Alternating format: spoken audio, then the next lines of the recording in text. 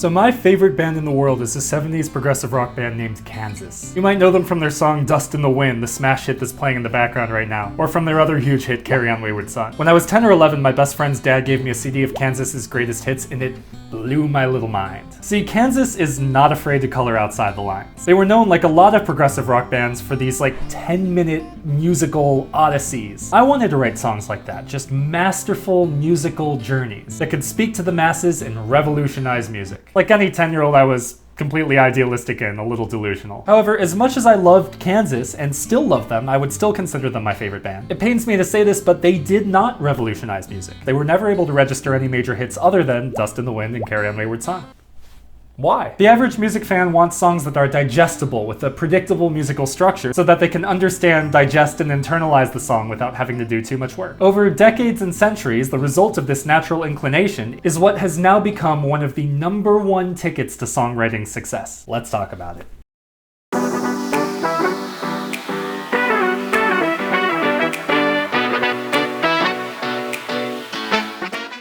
What's up guys, my name is Connor and today we're going to be talking about pop song form. Before we get into it, if you're new to this channel and you like this video, please drop a like and subscribe to this channel. I'm a songwriter, producer, music educator that's very passionate about the craft of songwriting and teaching people how to write songs. So if that's something you're into, stick around, let's create something. So to begin, we have to ask the question, what is song form? Well, typically songs are organized into distinct and recognizable sections that can help the listener navigate their way through. Even if a song just has one section that repeats, there's still a song form. That's what we call chorus form, strophic form, or AAA form. You might know some songs that follow this form. The Sound of Silence by Simon and Garfunkel. Hello, darkness, my old friend. The old traditional classic, Amazing Grace. Amazing grace, how sweet the sound. And The Rose by Bette Midler. Some say love, it is forever.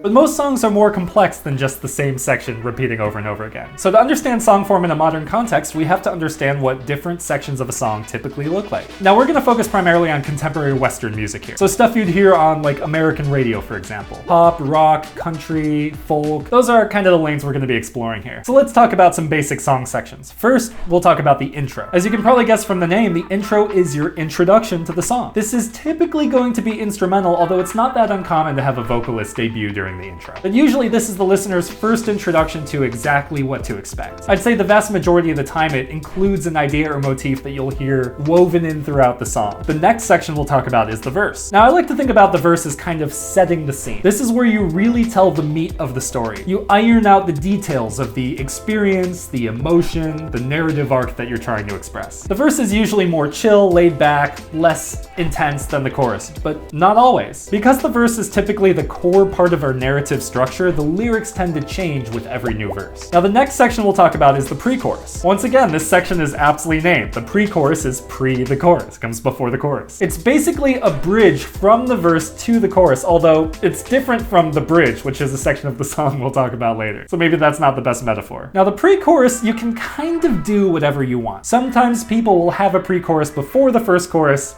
not before the second one. Sometimes no pre-chorus the first time, but you have one the second time. You can repeat the lyrics every single pre-chorus, or you can change them every time. The possibilities are endless. And the pre-chorus, like I said, will lead you into the next part of the song, the chorus. Now, I hesitate to say any section of a song is more important than other sections, but if I were forced to pick one, the chorus is going to be the most important section of the song. Reason being, this is your chance to really grab the listener. This is the part that people are going to remember, that they're going to know the lyrics to, that they're going to scream in their car. But you didn't have to cut me off tonight. We are young.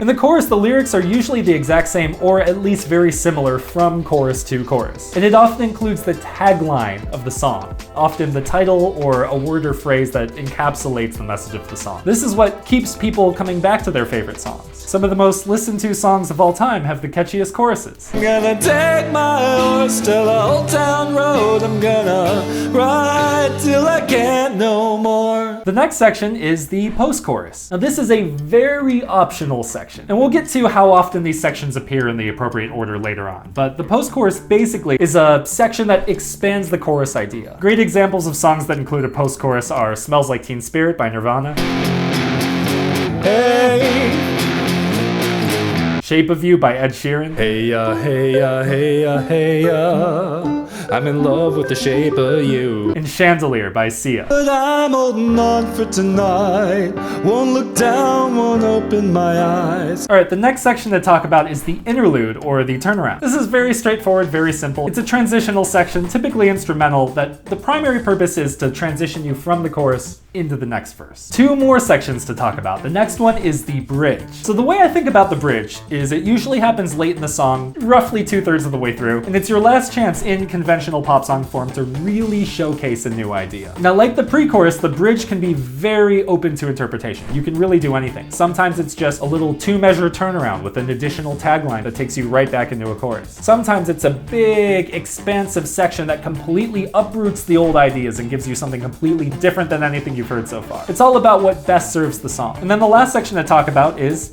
the outro. It's the opposite of the intro. Intro is usually instrumental, takes you into the song. Outro is usually, but again, not always, instrumental, and it takes you out of the song. It's your last impression. And that's it. Those are the sections we need to understand to begin to understand what pop song form is. So, pop song form. The way that I like to think about it is in terms of the necessary sections, the sections that you need for it to resemble pop song form, and then all of the expansion sections that you can add on. Of course, there's a million ways to write a song, and everybody has their own versions of this. But for us to wrap our minds around a basic structure, we need a way to organize and interpret it. So we'll start by talking about the elements that are absolutely crucial to having a song that you can consider in pop song form. And they are as follows. Verse 1, chorus 1, verse 2, chorus 2, bridge, chorus 3. That's it. That is the foundational structure, the skeleton of pop song form. Now you'll notice that I only mentioned a couple of all of those sections we talked about earlier. That's because every section that I didn't just mention is really an expansion of that core foundation. So now let's talk about how you could expand it to the ultimate maximal structure. So it's a pretty comprehensive list. You ready? Fully expanded pop song form goes as follows. Intro, verse 1. Sometimes you'll have a verse 2 right away. There can be a pre-chorus. Chorus 1. Sometimes you'll have a repeat of the chorus, chorus 2. At that point, you can have a post-chorus or an interlude or both. You can have a post-chorus into an interlude. That'll take you to the next verse. In this full expansion, verse 3. Sometimes you can double up that verse. Takes you to verse 4. That can take you into another pre-chorus, which can take you into chorus 3. Sometimes you'll double that chorus, chorus 4. That chorus can take you into another post-chorus, which then transitions you into the bridge. Now, sometimes after the bridge, it'll go back into a verse or pre-chorus, chorus 5. Double up that chorus, you get chorus 6. Again, after the chorus, you can have another post-chorus. And then finally, that post-chorus can take you into an outro section. So yeah, it's a lot. Even if every section of the song you're trying to write is really short, if you use every single one of these sections in the song, it's gonna be super expansive. And here's a fun little tidbit. At the end of this video, I am actually going to write a song using every single piece of the form I just listed. I'm gonna keep them all as short and condensed as possible, but the goal is to kind of show you guys what happens if you expand pop song form to its logical conclusion. So stick around till the end of the video for that. So let's pick two very popular songs as examples and just very quickly go through the sections that are included. The first one we'll analyze is I Want It That Way by the Backstreet Boys. Now this song starts with an intro, a very iconic intro actually that everybody knows. Yeah. From there it goes into a first verse. You are my fire. After that first verse, the production picks up a little bit, and they actually cycle back around and do a second verse. We are two worlds apart. After verse 2, no pre-chorus or anything, they go right into the chorus. Tell me why ain't nothing but a heartache. They finish up the chorus, no post-chorus part, no interlude, go right back around into verse 3. Am I your fire? This time they do not double up the verses. After that verse, they go right into another chorus. That chorus will transition you into a bridge, which is kind of interesting. We have a 2-part bridge. The first part is a completely new idea. Now I can see that we're falling apart. And then the second part is a rehashing of the first verse, but using the chords from the chorus. So it's combining two different ideas that have already been introduced in the song in a new way. Am I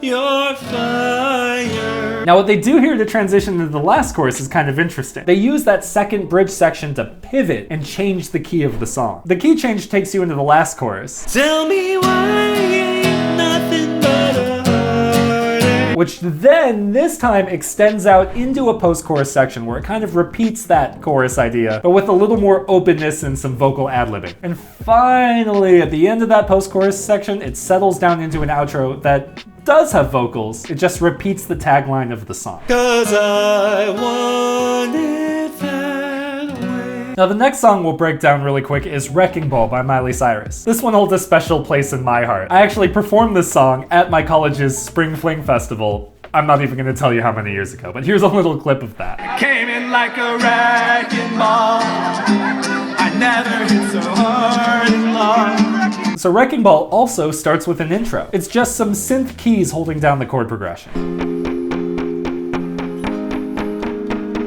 From there we go into the verse. We clawed, we chained our hearts in vain. Now the verse has the same melody twice, just in really short sections. We kissed, I fell under your spell. So this is where it gets a little arbitrary and ambiguous. We can look at this as one longer verse or two shorter verses. Now unlike I Want It That Way, this song does have a pre-chorus, and it's kind of an iconic part of the song. Don't you ever say I just walked away.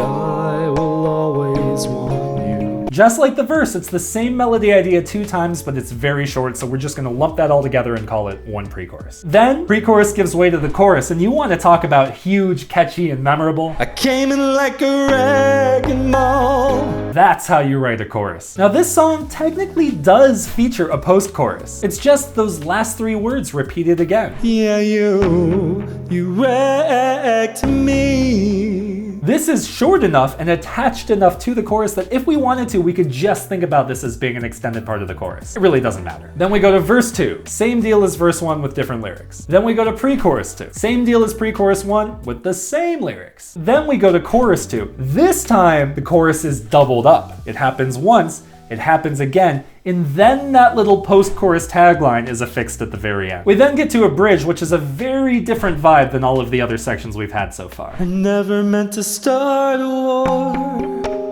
It's a great example of a bridge that keeps you engaged, kind of drops the energy, but doesn't lose the listener. Now here, this song does something a little unique. It's the common exception that I mentioned earlier. And that's what takes you back into the chorus again. We have another doubled up back-to-back chorus, and then this time the post-chorus, instead of just happening once, it happens twice and ends the song. Yeah, you wrecked me. It's almost like a combined post-chorus / outro section. All right. So now is the part of the video that I've sort of been dreading. But I am going to write a song using every single section in that long list of optional sections that we looked at earlier in this video. Now I'm gonna add some stipulations to this as well. I'm gonna make sure that I have to use the words verse, chorus, and bridge within the lyrics of the song in the most elegant and unobstructive way possible. I am also going to randomly generate 5 other words that I have to use in the lyrics of the song. So, support and spontaneous are the 2 words that popped up right away when I opened the page. So I'm gonna hit this button that says generate random words, and that's gonna give us our list of 5 words that we have to use. So here we go. 3, 2, 1. Impound, load, sickness, outlook, food. All right, let me write those down real quick. The other thing we're gonna do is pick the topic of the song using the random generator as well. I have it set to pick 2 words, completely random, that we will have to use to create the topic or subject matter of the song. Let's see what we get. All right, 2 words. Gonna hit the button. 3, 2, 1. Brainstorm and doll. This is gonna be tricky. Hey guys, Future Connor here. So I have just finished writing, recording, producing, mixing the song. What we have is a song called Afterglow. It's a sort of like dark pop ballad type thing. As far as the topic, the brainstorm and doll combo, the direction that I decided to go in was basically the Pinocchio story. A doll wanting to be able to like think their way into becoming a real person. You can think of it like a spiritual awakening, maybe finding your way out of a depressive funk. It's really for the listener to decide. But I was able to work all the words in. I feel like I did about what I wanted to be able to do with the topic, and I really hope you enjoy the final result. Please don't forget to like this video if you enjoyed it, subscribe to this channel if you want to see more, and without further ado, here is Afterglow.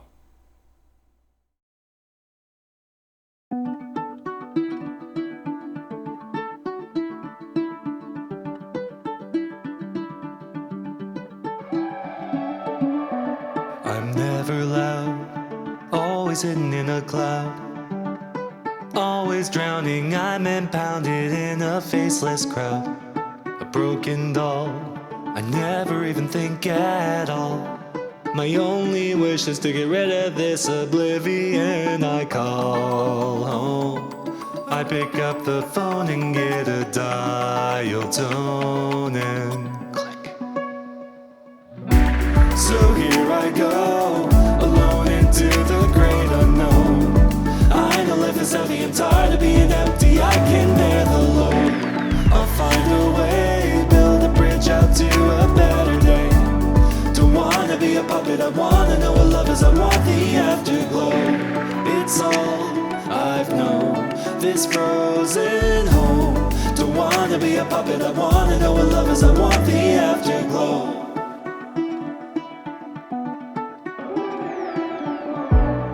Another verse, maybe I can clear the curse. I'm self-aware, I'm a little scared that maybe I'll get hurt, 'cause it hurts to know the sickness of a broken soul. A neural whip, I still get hit no matter how I fold. And I fold, the outlook never changes when I hold the cards I own. So here I go, alone into the great unknown. I know life is heavy and tired of being empty. I can bear the load. I'll find a way, build a bridge out to a better day. Don't wanna be a puppet, I wanna know what love is. I want the afterglow. It's all I've known, this frozen home. Don't wanna be a puppet, I wanna know what love is. I want the afterglow. I can hear so clear a chorus of angels in the dark, calling me to better things, a fire of light beginning with a spark. In a blink, I can think I'd food and food for thought. What more could I ever want? Coming home, I pick up the phone and pray that someone answers me. So here I go, alone into the great unknown. I know life is heavy and tired of being empty. I can bear the load. I'll find a way, build a bridge out to a better day. Don't wanna be a puppet, I wanna know what love is. I want the afterglow. It's all I've known, this frozen home. Don't wanna be a puppet, I wanna know what love is. I want the afterglow.